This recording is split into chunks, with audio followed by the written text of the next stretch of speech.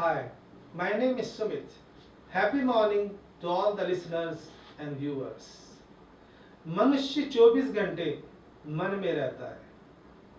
वास्तव में देखा जाए तो मनुष्य मन के सिवा कुछ नहीं है। मन ही 24 घंटे मनुष्य को चलाता है और इसी मन को तृप्त करने के लिए मनुष्य लगातार कोशिश करता रहता है। आखिरकार ये मन क्या है? मन जीवन रूपी भवन की नींव है। अगर नींव शक्तिशाली होती है तो उसे कोई भी तूफान या भूकंप हिला नहीं सकता। एक सुंदर मकान की सारी दुनिया तारीफ करती है, पर वो सुंदर मकान नींव के पत्थर पर रखा हुआ एक बोझ है। एक सुंदर फूल की सारी दुनिया कायल होती है, पर वो फूल उस एक एक बीज का एहसानमंद होता है जिसने उसे इतना खूबसूरत और महकता हुआ जीवन दिया है। तो क्यों ना हम भी अपने मन रूपी नींव को आज से स्ट्रॉन्ग करें। अगर आप अपने मन रूपी नींव को स्ट्रॉन्ग करना चाहते हैं तो आपको अपने मन को शिक्षित करना होगा, इसे सिखाना होगा क्या सही है क्या गलत है।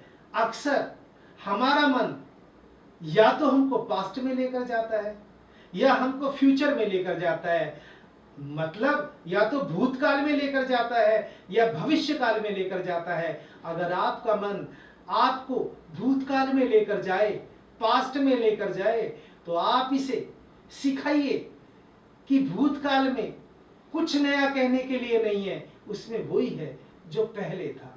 अगर आपका मन आपको भविष्य काल में लेकर जाए तो इसे सिखाइए भविष्य काल में भविष्य के पास कुछ भी नया दिखाने के लिए नहीं है, क्योंकि अभी भविष्य आया ही नहीं है। अरे past is gone, future is unborn, today is here. Hello my dear, भाई पास्ट चला गया, भविष्य का अभी जन्म ही नहीं हुआ है, तो प्रेजेंट ही हियर है, प्रेजेंट ही अब है। इस अब में सर और लगा दो तो ये बन गया अवसर। अवसर कहाँ है? इसी क्षण में है। ये क्षण आपको अवसर दे रहा है, चाहे आप इसे एक्सेप्ट करें, मतलब स्वीकार करें, या रिजेक्ट करें या अस्वीकार करें, ये आपकी चॉइस है। आपके पास दो चॉइस हैं इस क्षण को, या तो आप एक्सेप्ट करें या आप रिजेक्ट करें। अगर आप एक्सेप्ट करेंगे तो आप रिच बन जाएंगे, अगर आप इसे रिजेक्ट करेंगे तो आप पुअर बन जाएंगे। रिच के बारे में मैंने पहले वीडियो में आपको बताया था, आज मैं आपको पुअर के बारे में बता रहा हूं। पुअर भी 4 लेटर से बना एक शब्द है, POOR, passing over opportunity regularly. अगर आप ये क्षण जो आपको अवसर दे रहा है, आप इसको यूटिलाइज नहीं कर रहे हैं, आप इस क्षण को या तो पास्ट में जी रहे हैं या फ्यूचर में जी रहे हैं, तो आप इस अवसर को, इस अवसर सर मैं अभी हूं, इसको आप रिजेक्ट कर रहे हैं। इसलिए ये क्षण बहुत ही सुंदर है, इसमें ही भरा सब कुछ इसी के अंदर है। ये क्षण बहुत खूबसूरत है और यही क्षण वास्तव में शुभ मुहूर्त है। बस इस क्षण को जियो, इस क्षण में ही सोचो। जब आप ऐसा करेंगे तो आपका मन आपकी हेल्प करेगा आपको रिच बनने में। आप जो भी सोचते हैं, आप जो भी बोलते हैं, आप जो भी करते हैं, वो आपका कर्म है। दूसरा व्यक्ति जो भी सोचता है, जो भी बोलता है, जो भी करता है, वो उसका कर्म है और हर व्यक्ति को अपने कर्म का फल ही मिलता है। इसलिए कर्म आपकी सोच से शुरू होता है। अंदर अपने मन के अंदर चेक करिए कि कौन सा थॉट चल रहा है। ये चेकिंग बहुत जरूरी है। क्यों? क्योंकि हर विचार एक बीज है मिटेगा जरूर, हर कर्म का फल मिलेगा जरूर। अगर आपके विचार हैं सुख और शांति से भरे तो आपके जीवन के बाग होंगे हरे भरे। अगर आप सुख और शांति जीवन में चाहते हैं तो आपको अपने मन को सुमन बनाना पड़ेगा। मैं एक कथानक आपके सामने रखता हूं। एक बार एक व्यापारी थे जिन्होंने एक घोड़ा पाल रखा था। वो अपने घोड़े को बड़े चाव से खिलाया पिलाया करते थे।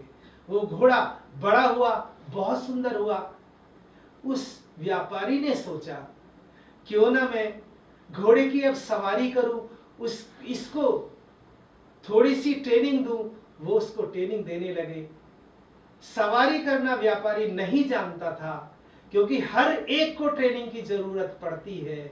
इसलिए जब वो घोड़े पर चढ़ता था घोड़ा उसे गिरा देता था। गांव के ऐसे ही जिस गांव में वो व्यापारी रहता था उस गांव में जो लोग जानते थे उन्होंने भी काफी कोशिश की उसको ट्रेन करने की, पर वो सबको गिरा देता था, किसी को नहीं बैठने देता था। एक दिन उस राज्य में के जो राजा थे उनके यहाँ पर एक फंक्शन था और वो व्यापारी भी उस फंक्शन में इनवाइटेड था। व्यापारी ने सोचा क्यों ना मैं इस घोड़े को राजा साहब को गिफ्ट कर दूं। अब वो व्यापारी राजा के यहाँ फंक्शन में जाता है, घोड़ा साथ में ले जाता है और वो बहुत ही देखने में बहुत ही सुंदर घोड़ा था क्योंकि वो व्यापारी उससे बहुत चाहता था, बहुत प्रेम करता था।